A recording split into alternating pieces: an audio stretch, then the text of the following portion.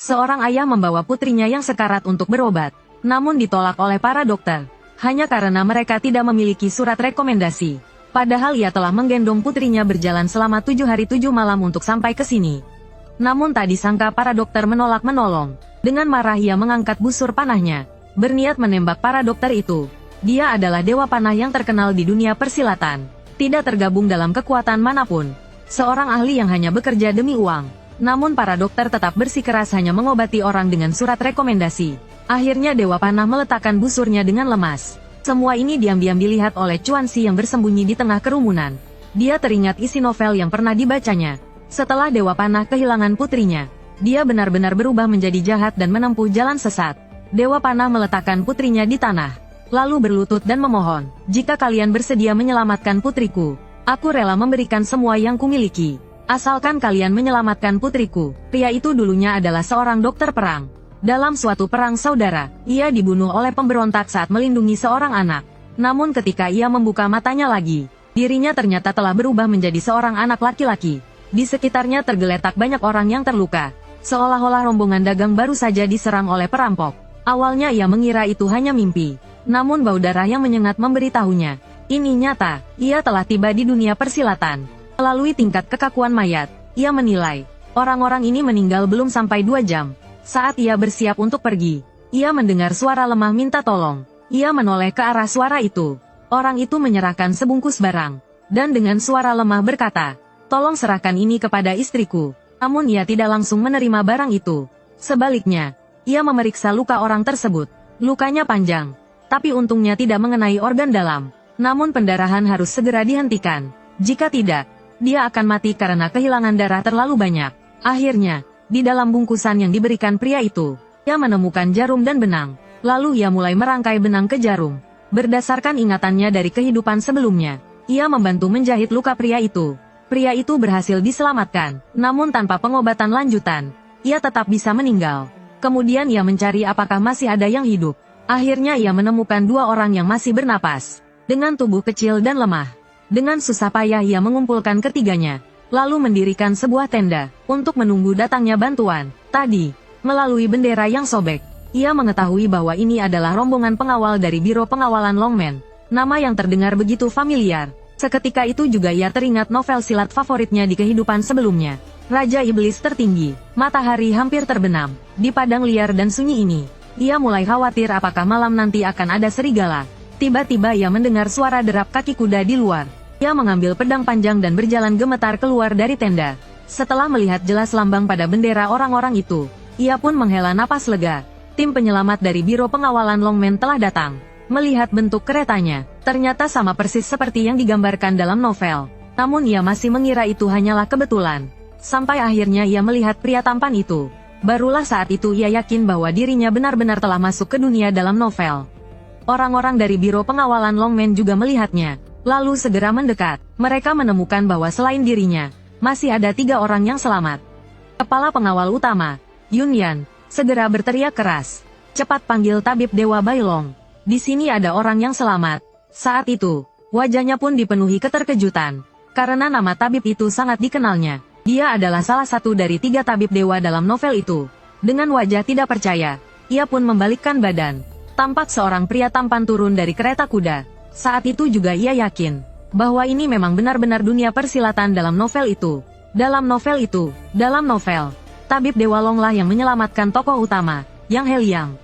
Tabib Dewa Long memeriksa 3 pasien yang tidak sadarkan diri, dan memberikan mereka obat. Saat itu ia juga memperhatikan luka jahitan pada tubuh pria itu. Lalu tak tahan untuk bertanya pada Yun Yan di sampingnya. "Siapa yang menangani luka ini?" Yun Yan menoleh ke arah Chuanxi di luar. Chuanxi menjawab dengan wajah ketakutan. "Iya, itu aku." Lalu Tabib Dewa Long tersenyum. "Ini benar-benar hasil jahitan yang sempurna. Berkat pertolonganmu, mereka bisa tetap hidup." Semua orang tercengang mendengar Tabib Dewa Long memuji seorang anak kecil. Semua orang terkejut dan berseru kagum. Setelah itu, Biro Pengawalan Longmen meninggalkan setengah dari tim untuk merawatnya.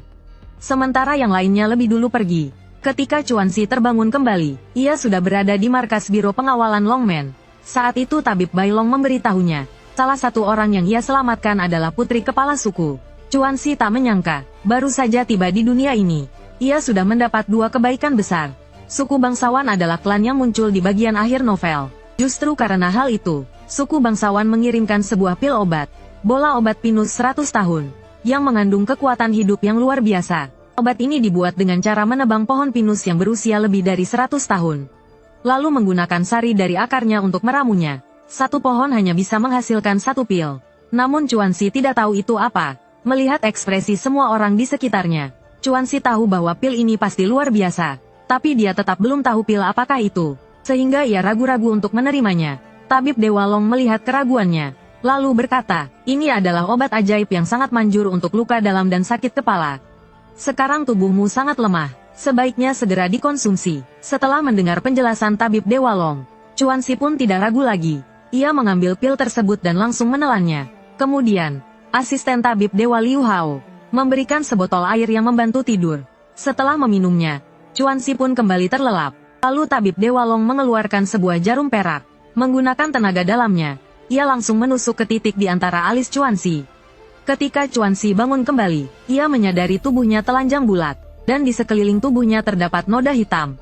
Ternyata, barusan saja, Tabib Dewa Long menggunakan jarum perak untuk membantu Chuanxi menjalani proses pembersihan tubuh, mengeluarkan semua kotoran dari dalam tubuh, sehingga nantinya latihan bela dirinya akan menjadi lebih efektif.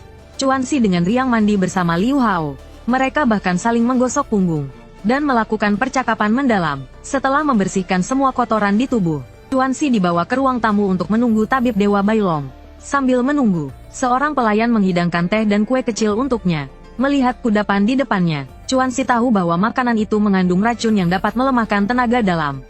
Dalam novel, karena racun inilah orang-orang Biro Longmen terkena celaka, lalu diserang oleh musuh, dan mengalami kerugian besar. Namun ia tetap memakan kudapan itu. Tak lama kemudian, Tabib Dewa Long dan kepala pengawal pun datang. Bersama mereka, ada seorang wanita asing, yang mengenakan topi lebar. Begitu wanita itu memasuki ruangan, ia langsung membungkuk memberi hormat dan berkata, terima kasih telah menyelamatkan nyawa saya. Ternyata dia adalah sepupu dari wanita bangsawan yang terluka sebelumnya. Setelah berterima kasih atas bantuan Chuanxi, ia pun pergi untuk menjenguk sepupunya. Setelah dia pergi, Chuanxi tiba-tiba menutup mulutnya, dan mulai batuk hebat. Teh ini membuat tenggorokanku terasa gatal. Melihat hal itu, Tabib Dewa Bailong langsung memegang nadi Chuanxi, dan langsung menyadari ada yang tidak beres. Tenaga dalam tubuh Chuanxi sedang menghilang. Meskipun ia belum pernah belajar bela diri, tapi sebelumnya ia telah meminum bola obat pinus 100 tahun. Tubuhnya telah mengalami transformasi menyeluruh, dan masih menyimpan sedikit tenaga dalam. Tabib Dewa Long memeriksa kue teh tersebut, dan menemukan bahwa di dalamnya terkandung racun yang menghilangkan tenaga dalam. Kepala pengawal langsung merasa ada yang tidak beres. Karena semua orang di markas sudah memakan kue dan teh tersebut, ia pun mulai berpikir, siapa sebenarnya yang diam-diam menjebak mereka? Setelah mendengar kejadian ini, Biro Pengawalan Longmen segera bersiap siaga, dan bersiap menghadapi serangan musuh. Benar saja, ketika malam tiba, sekelompok pria berbaju hitam tiba-tiba muncul di markas Biro Longmen. Namun di dalam markas sangat sunyi. Hal itu langsung membuat para pria berbaju hitam merasa ada sesuatu yang salah. Tepat saat itu juga, dari segala arah muncul sekelompok pria gagah membawa obor. Ternyata Biro Pengawalan Longmen telah memasang penyergapan sejak awal. Kedua pihak segera terlibat dalam pertarungan sengit. Jelas bahwa para pria berbaju hitam bukan tandingan Biro Longmen yang sudah bersiap. Semua ini diam-diam disaksikan oleh Chuanxi dari dalam rumah. Namun tokoh utama dalam novel kita, Yang Heliang, masih dalam keadaan koma. Chuanxi memandang pria yang terbaring di tempat tidur, calon Raja Iblis masa depan. Kadang-kadang, ia berharap pria itu tidak akan pernah bangun, karena para pria berbaju hitam di luar datang untuk menghabisinya. Dalam novel, Biro Pengawalan Longmen tidak mengetahui bahwa mereka telah diracuni. Namun pada akhirnya mereka tetap menang, meskipun harus menanggung kerugian besar. Hal ini menyebabkan Biro Longmen, yang sebelumnya merupakan biro pengawalan nomor 1 di dunia persilatan, kehilangan reputasinya. Dan itu menjadi awal dari bencana besar. Namun tepat saat itu, Yang Heliang yang terbaring di ranjang tiba-tiba berteriak keras. Seolah-olah sedang mengalami mimpi buruk yang mengerikan.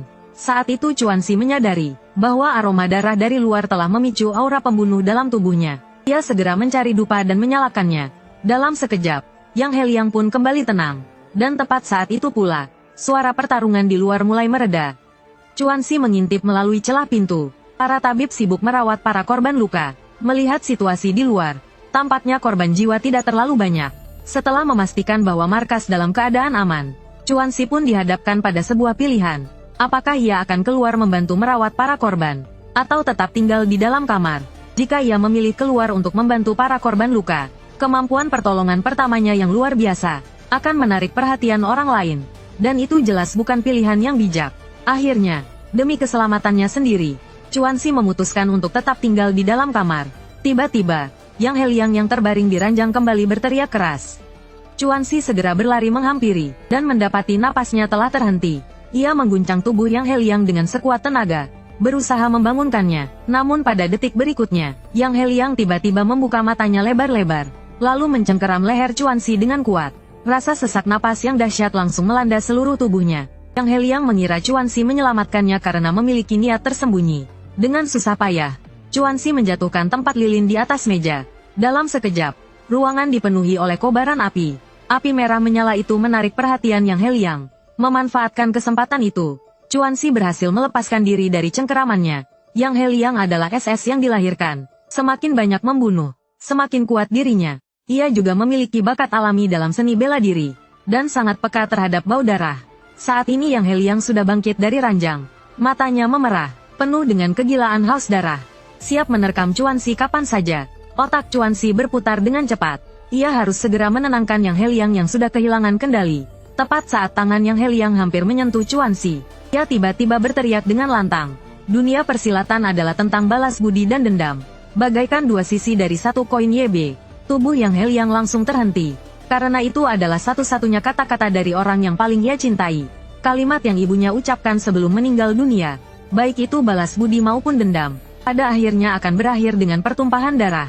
Ibunya berharap ia menjauh dari kekacauan dunia persilatan. Dan kali ini Chuanxi telah bertaruh dengan benar. Ia tahu pesan terakhir dari ibunya. Karena itu ia sengaja mengatakannya di saat genting, dan berhasil menenangkan Yang Heliang yang sedang dilanda kegilaan. Chuanxi meletakkan tangannya di pundaknya. Apa kau benar-benar ingin bergabung dengan kekuatan jahat? Jika kau meminum parasit darah itu, maka pada akhirnya kau juga akan menjadi boneka. Yang Heliang langsung menepis tangan Chuanxi. Dari mana kau tahu semua ini? Chuanxi duduk santai di atas ranjang. Bagaimana aku tahu itu tidak penting. Yang penting adalah, apakah kau benar-benar ingin bergabung dengan kekuatan jahat itu? Jika iya, maka kau harus memakan parasit darah. Parasit darah akan hidup dalam tubuhmu, dan perlahan-lahan menggerogoti tubuhmu dari dalam. Setelah ditanamkan parasit itu, setiap 10 hari kau harus meminum penawar. Jika tidak, parasit akan mengamuk di dalam tubuhmu, dan akhirnya tubuhmu akan meledak dan kau akan mati. Namun Chuanxi tahu cara untuk menetralisir parasit darah itu. Hal itu membuat Yang Heliang sangat terkejut. Ia mengira bahwa Chuanxi berasal dari salah satu dari 8 klan dalam kekuatan jahat. Namun Chuanxi tidak menjawab pertanyaannya. Sebaliknya, ia berjalan ke arah pintu, dan menyelipkan pengunci pintu untuk menghalangi keluar masuk. Saat ini, kobaran api di dalam ruangan sudah sangat besar. Orang-orang di luar juga mulai menyadari bahwa ada kebakaran. Namun karena pintu diblokir, mereka tidak bisa masuk dengan segera. Alasan Chuanxi melakukan itu adalah untuk memaksa Yang Heliang membuat keputusan. Apakah ia bersedia bekerja sama dengannya? Kalau tidak, mereka akan mati bersama dalam kobaran api. Yang Heliang sempat ingin membunuhnya lalu melarikan diri. Namun ucapan berikutnya membuatnya membatalkan niat itu. Chuanxi menyeringai licik dan berkata, tubuhku sudah dipenuhi bekas luka yang kau timbulkan padaku. Jika sekarang aku berteriak dan menuduhmu sebagai mata-mata, menurutmu, apa yang akan mereka lakukan? Akhirnya, Yang Heliang setuju untuk bekerja sama dengannya. Namun bukan karena ia takut mati, melainkan karena ia teringat saat ia terluka. Chuanxi lah yang membantunya mengobati luka. Dan tepat saat itu, pintu juga didobrak terbuka dengan paksa. Chuanxi langsung berpura-pura ketakutan dan memeluk orang dewasa di sekitarnya. Lalu menoleh ke arah Yang Heliang dan melemparkan senyuman penuh arti. Karena terlalu banyak korban luka di luar, Chuanxi akhirnya ikut serta dalam merawat para korban. Teknik menjahit lukanya membuat para tabib terkejut. Salah satu pasien bahkan ususnya sampai terburai keluar akibat sabetan pedang, dan ia harus memasukkan kembali usus itu ke dalam tubuh. Namun di sini tidak ada peralatan medis. Ia hanya bisa membasahi sepotong kain kapas dengan alkohol, lalu menggunakan kain itu untuk membersihkan darah dan racun di dalam perut. Namun cara ini tidak dapat sepenuhnya menghilangkan racun. Tapi itu adalah yang terbaik yang bisa ia lakukan. Ia memasukkan kembali usus ke dalam perut, lalu menjahit luka tersebut. Korban ini paru-parunya tertusuk pedang panjang. Ia mengambil alat bedah dan bersiap melakukan operasi. Ia memerintahkan semua orang untuk menahan tangan dan kaki pasien. Tabib Dewa Long di sampingnya segera menekan beberapa titik akupuntur. Lalu Chuan Xi menarik pedang itu dengan sekuat tenaga. Dalam sekejap, darah menyembur seperti air mancur. Chuan Xi sama sekali tidak bisa menghentikan darah yang mengalir deras itu. Dan tepat saat itu Tabib Dewa Long berteriak kencang. Liu Hao. Segera setelah itu, terlihat Liu Hao mengangkat telapak tangannya ke udara. Darah yang melayang di udara langsung membeku di tempat. Chuan Xi memanfaatkan celah itu dan segera mulai operasi. Akhirnya, ia berhasil menjahit luka pasien. Karena terlalu lelah, Chuan Xi tidak mampu bertahan lagi, dan tertidur pulas. Namun jasanya diingat oleh semua orang. Keesokan harinya, Chuan Xi bertemu dengan Yang Heliang secara pribadi. Chuan Xi merasa ia tidak bisa dipercaya. Jadi ia memutuskan untuk tidak melanjutkan kerjasama. Usaha keras yang ia lakukan, hanya dibalas dengan bekas cengkeraman di lehernya. Yang Heliang merasa sangat tidak enak dan meminta maaf. Melihat ketulusannya, Chuan Xi memutuskan untuk tidak mempermasalahkannya. Asalkan ia mau memanggil Chuan Xi sebagai kakak, mereka bisa terus bekerja sama. Yang Heliang merasa sangat tidak senang mendengarnya, karena sebenarnya usianya lebih tua dari Chuan Xi. Namun tetap harus memanggilnya kakak. Ia pun mengusulkan untuk adu tanding. Siapa menang, dialah yang jadi kakak. Hal itu langsung membuat Chuan Xi kesal, karena dia sama sekali tidak bisa bela diri. Dengan wajah marah, ia mendekat, dan menyuruh Yang Heliang memukulnya. Memukul orang yang telah menyelamatkan nyawanya. Memukul seorang tabib yang bahkan tidak bisa bela diri. Karena Chuan Xi bersikap keras kepala, Yang Heliang akhirnya setuju memanggilnya kakak. Dan sebagai tanda terima kasih atas pertolongan Chuan Xi, Gong Sanying memberikan pedangnya, pedang awan pinus hitam, kepada Chuan Xi. Bila pedangnya seluruhnya berwarna hitam gelap, dan tidak memantulkan cahaya dalam kegelapan, menjadikannya senjata pembunuh alami. Hadiah itu terlalu berharga. Awalnya Chuan Xi enggan menerimanya, namun Gong Sanying terlalu antusias. Akhirnya ia terpaksa menerimanya, dan bahkan meminta Gong Sanying untuk mengajarinya cara menggunakan pedang. Di arena latihan bela diri, Gong Sanying memamerkan ilmu pedang warisan keluarga mereka di atas panggung. Pedang pusaran aliran biru, ilmu pedang keluarga mereka menekankan kesinambungan dan konsistensi, menggunakan kekuatan besar dengan konsumsi tenaga dalam seminimal mungkin. Itulah dasar dari ilmu pedang keluarga mereka. Gerakannya seperti pohon pinus yang bergoyang tertiup angin, membelah ruang kosong dengan garis hitam. Pada saat itu, Gong Sanying memasuki keadaan pencerahan, dan mencapai tingkat ahli kelas Grandmaster. Namun tak lama kemudian, Gong Sanying tiba-tiba pingsan. Ternyata, saat memasuki pencerahan barusan, ia telah menghabiskan hampir seluruh energinya. Kini tubuhnya menjadi sangat lemah. Sepupunya, Gong Sanxian, menggendongnya dan pergi lebih dulu. Chuan Xi dan Yang Heliang kemudian pergi bersama ke pasar. Chuan Xi membeli banyak jajanan khas, dan bahkan menemukan makanan favoritnya, permen buah tusuk. Namun saat ia selesai membeli permen dan berbalik, Yang Heliang sudah menghilang. Baru saja tadi, Chuan Xi dan Yang Heliang pergi bersama ke pasar, hanya untuk membeli permen buah tusuk. Tapi Yang Heliang malah terlibat perkelahian dengan 3 pria. Meski ia masih anak-anak, namun ketiga pria kekar itu sama sekali bukan tandingannya. Dalam waktu singkat mereka dipukul jatuh ke tanah. 3 orang itu adalah preman terkenal di daerah itu. Setelah dipermalukan oleh seorang anak kecil, orang-orang di sekitar merasa sangat puas. Mendengar percakapan orang-orang, Chuan Xi tersenyum penuh kebanggaan. Itu adik kecilku, katanya. Namun saat itu juga, ia melihat mata Yang Heliang berubah menjadi merah. Dan langsung merasa ada yang tidak beres. Ia melihat Yang Heliang menghantam musuh tanpa ampun. Chuan Xi segera berlari menghampiri. Warna merah darah dari permen buah tusuk langsung menarik perhatian Yang Heliang. Yang Heliang pun menghentikan pukulannya, dan menggigit permen buah itu.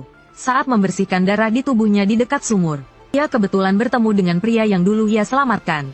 Kali ini pria itu datang bersama putranya, secara khusus untuk mengucapkan terima kasih atas penyelamatan nyawa. Awalnya, ia berencana untuk tidak keluar rumah lagi setelah menyelesaikan misi pengawalan ini. Namun tak disangka, ia malah diserang dan terluka parah. Jika saja Chuan Xi tidak menyelamatkannya tepat waktu, mungkin ia sudah tidak akan pernah kembali. Kali ini ia memutuskan untuk berhenti menjadi pengawal, dan akan bekerja sebagai staf administrasi di Biro Pengawalan. Dalam perjalanan pulang ke markas, Chuan Xi memberitahunya cara untuk menghilangkan parasit darah. Karena besok Yang Heliang akan pergi, dan tetap memutuskan untuk bergabung dengan sekte sesat. Chuan Xi pun tidak mencegahnya melakukan hal itu. Keesokan harinya, Chuan Xi mengantar kepergian Yang Heliang. Tabib Dewa Long menyatakan ingin mengambilnya sebagai murid. Awalnya Chuan Xi sangat terkejut, karena dalam novel, Tabib Dewa Long seumur hidup tidak pernah mengambil murid. Ia menderita penyakit langka 9 yin putus urat. Bisa hidup sampai sekarang saja sudah merupakan keberuntungan. Sejak pertama kali melihat Chuan Xi, Ia langsung menyukainya, bisa dibilang cinta pada pandangan pertama. Ketika ia mendengar bahwa Chuanxi mungkin bisa menyembuhkannya, ia pun sangat terkejut. Namun asistennya, Liu Hao, langsung marah. Karena ia mengira Chuanxi sedang mempermainkan tabib Dewa Bailong. Penyakit 9 yin putus urat dianggap tak bisa disembuhkan.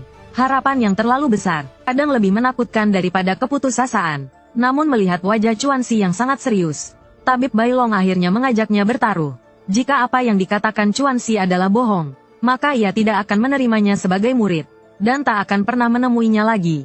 Tabib Dewa Bailong membawa Chuanxi keluar kota, untuk mendemonstrasikan teknik rahasia keluarga Zhuge. Ia memperlihatkan telapak tangannya yang diselimuti tenaga dalam, lalu dengan kuat menunjuk ke arah batu. Tenaga dalam menghantam batu seperti peluru ZD, dan meninggalkan lubang kecil di permukaannya. Kemudian, Bailong kembali mengarahkan jarinya ke tempat yang sama. Kali ini batu itu tembus, dan bahkan menembus pohon di belakangnya. Chuanxi yang menyaksikannya hanya bisa terpana. Dengan hanya satu jari saja, kekuatannya seperti senjata jejeki. Ilmu bela diri keluarga Zhuge memang tidak mudah untuk dipelajari. Kini setelah menjadi murid Bailong, perjalanan latihan Chuanxi ke depan akan sangat berat. Namun Chuanxi sama sekali tidak peduli.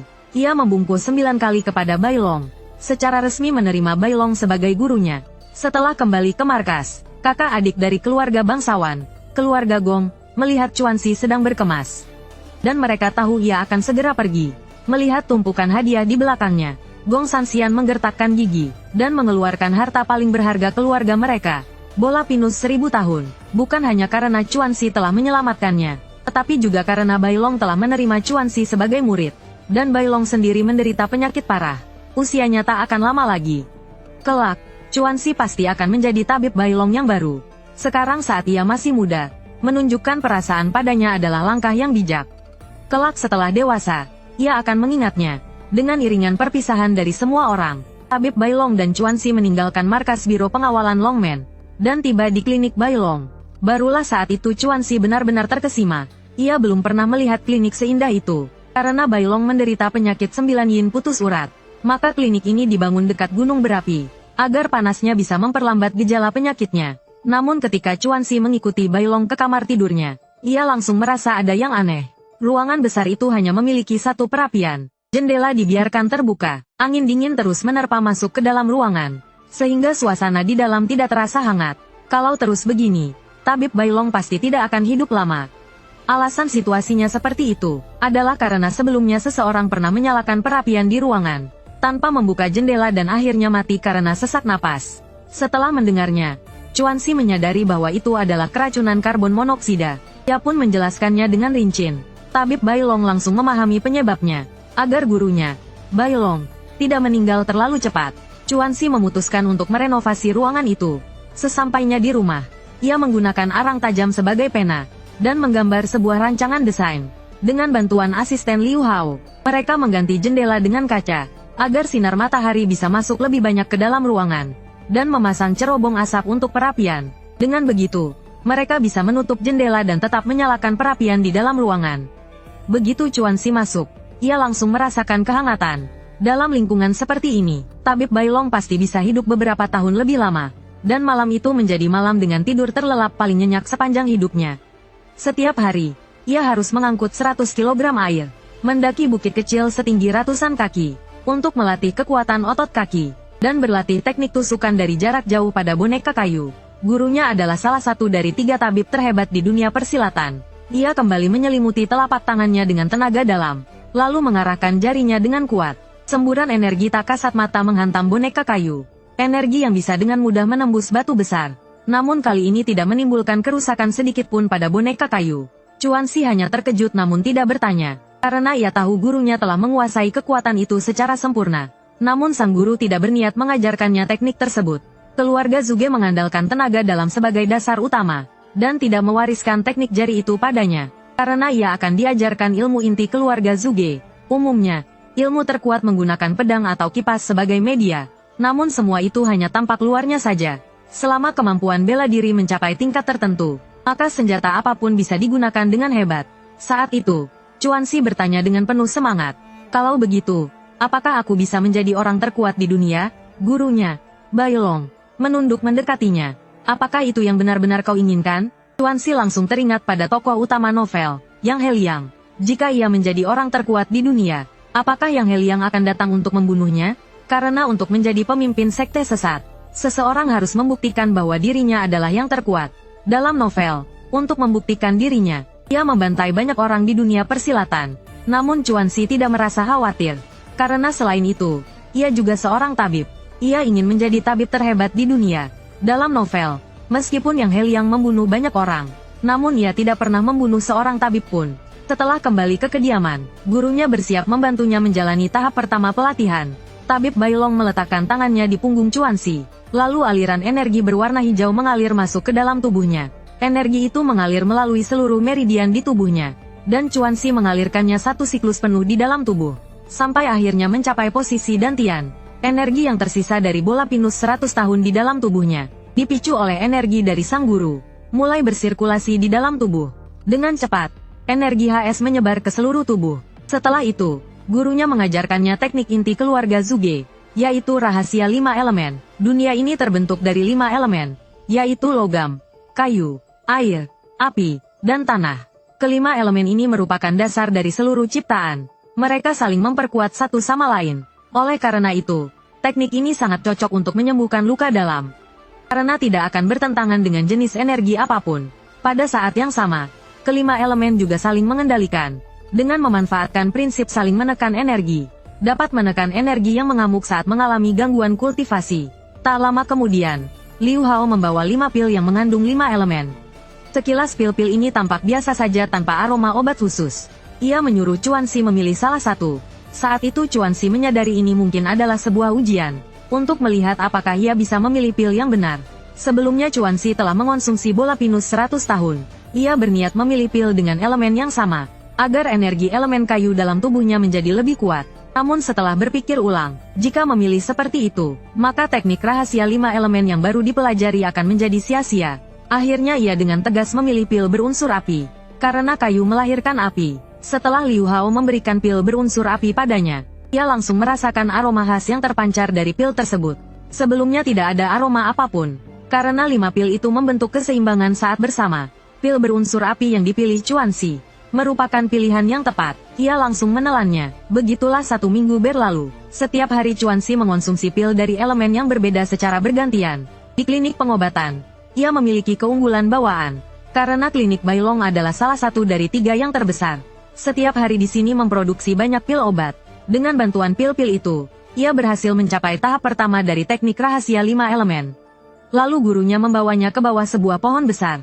Lanjutkan pengajaran teknik rahasia 5 elemen padanya. Di bawah bimbingan gurunya, Chuanxi berhasil membangkitkan kekuatan dalam berunsur api. Meskipun hanya mampu menyalakan daun, tapi itu sudah merupakan langkah awal. Saat itu gurunya tampak memegang kipas lipat. Dalam sekejap tubuhnya diselimuti kekuatan dalam berunsur api. Lalu ia melambaikan kipas ke arah pohon besar di depannya. Pohon besar itu terbelah 2 dari tengah. Jika dilihat dari dekat, bekas potongannya hangus terbakar. Namun apinya tidak menyebar. Selanjutnya ia menunjukkan kekuatan dalam berunsur angin. Batang pohon yang tadi terpotong itu, ini kembali menyatu sempurna dalam balutan kekuatan angin. Batang pohon itu sebelumnya telah rusak akibat panas. Namun kini tampak menyatu dengan sempurna. Meskipun tersambung kembali, pohon itu tetap akan mati. Namun perkataan sang guru berikutnya benar-benar mengejutkan Chuanxi. Ia justru meminta Chuanxi mengobati pohon itu. Memintanya menyambung batang pohon itu kembali, dan membuatnya hidup kembali. Hal ini membuat Chuanxi benar-benar bingung. Tiba-tiba hujan deras turun dari langit. Bahkan langit pun seolah tidak berpihak pada Chuanxi. Ia merasa ini adalah tugas yang mustahil. Karena bagian dalam batang pohon telah rusak karena panas. Namun saat itu Chuanxi menyadari, akar pohon itu masih menyerap air. Bagian bawah pohon itu masih bisa hidup. Namun untuk menyambungkan seluruh batang kembali, dan membuatnya tetap hidup, itu benar-benar tidak mungkin. Namun dia teringat akan ilmu rahasia 5 unsur yang diajarkan gurunya. Kelima unsur saling melahirkan. Air melahirkan kayu, kayu melahirkan api, dan logam melahirkan air. Chuanxi merasa seperti telah menemukan sesuatu. Ia berpikir bahwa mungkin ilmu rahasia 5 unsur ini adalah solusi dari masalah ini. Pertama-tama, ia menggabungkan energi unsur tanah dan logam. Kemudian dia dengan takjub menyadari, energi logam meningkat berkali-kali lipat. Lalu ia mengalirkan energi logam yang telah meningkat tersebut ke dalam energi air. Energi air pun melonjak secara eksponensial. Akhirnya ia perlahan mengalirkan energi air yang sangat besar ke bagian batang pohon yang terputus. Segera setelah itu, hal ajaib pun terjadi. Batang pohon yang awalnya patah tampak mulai menyatu sedikit demi sedikit. Chuanxi semakin yakin bahwa metodenya benar. Hanya saja, energi unsur air masih belum cukup kuat.